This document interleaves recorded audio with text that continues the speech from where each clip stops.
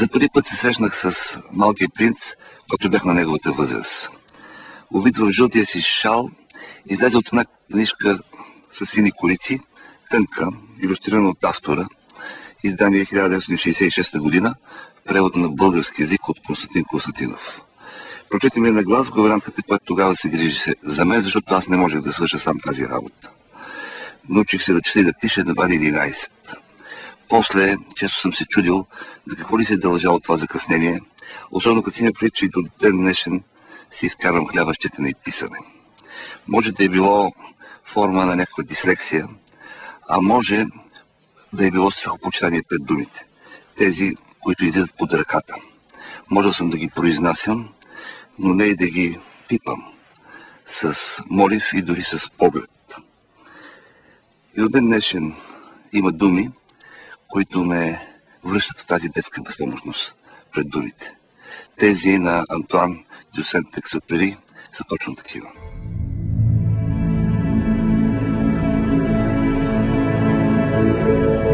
Първата вечер заспах върху пясъка на хиляди мили от всякакво населено място. Бях откъснат от света повече от корабокрушенец върху сал сред океана. И сигурно си представяте моята изненада, когато сутринта ме събуди странно гласче. То каза: моля, нарисувай ми една овца. Какво? Нарисувай ми една овца. Скочих на крака, като че ме бе ударила мълния. Огледах се внимателно и видях едно необикновено момченце, което ме разглеждаше сериозно. Не ми изглеждаше нито заблудено, нито че умира от умора, нито че умира от глад, нито че умира от жажда, нито че умира от страх. Ето най-хубавият негов портрет, който по-късно можах да нарисувам. Така иначе Малкият принц дойде за мен по въздуха, с човешкия глас. Както митовете, а и някои приказки, които се предават от уста на уста, затова вярваш, че не са измислени, а наистина са били. Имало едно време. Но има и още една, дори по-важна прилика между митовете и Малкия принц. И той като тях отговаря на най-важния въпрос за човека, независимо дали го съзнава или не. Дали е безсмъртен. Казано с други думи, тази тънка книжка те спасява от ужаса на смъртта. Вълшебен помощник е за теб в тази трудна задача. Затова, макар че харесвам много книги, винаги бих гласувал за Малкия принц. Мисля си, че за моето поколение голяма роля за разбирането на Малкия принц изигра комунистическия лагер, в който минаваше младостта ни. Ако нямаш шанса или смелостта да избереш през граница, единственият изход от него ти остават книгите в бягство. Сент-Екзюпери беше написал такава, дори нещо повече, като че ли създадена специално за хора, на които им отнета свободата. Представям си с гриф, задължително да се чете в затвора. На глас, разбира се, може и от надзирател.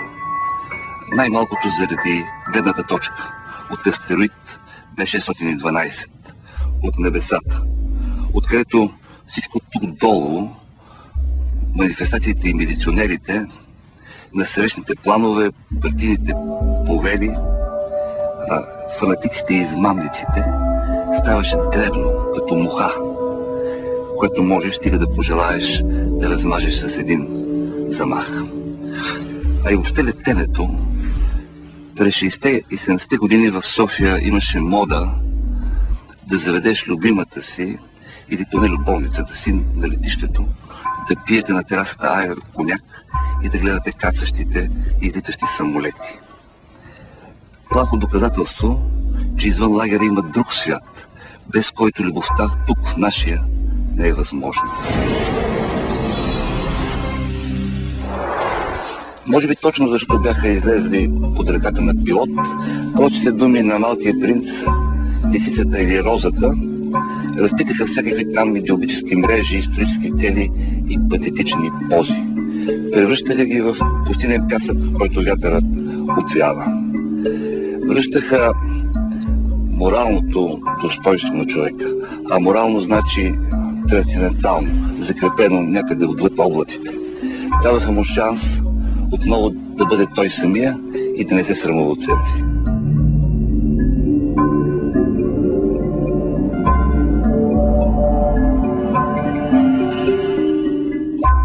Малкият принц сякаш е написан, за да потвърди една фраза, която дядо, впрочем те с Екзюпери са почти връстници, раждат се с раждането на 20 век, та дядо обича да повтаря.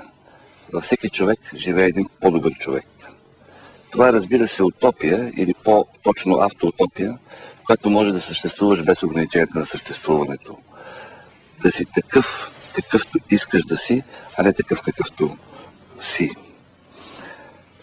Обществото, разбира се опитва да скрие от теб този твой идеален образ, да те накара да се откажеш от него, защото той ти дава коража да защитаваш уникалността си, да се съпротивляваш или поне да не се подчиняваш. За съжаление, разбира се, в последна сметка обществото побеждава и ти започваш да говориш за бридж, голф, политика и въртовръзки, както Екзюпери само обвинява себе си. Романтиците, които никога не са се отличавали с особена симпатия към обществото, разполагат тази автоутопия на аза в детството. Дават и неговото име, защото само то може да я съхрани. Това обяснява защо Малкият принц и дете, макар че книгата е за възрастни, и защо децата ги съдят, макар че го правят неволно, само с присъствието си.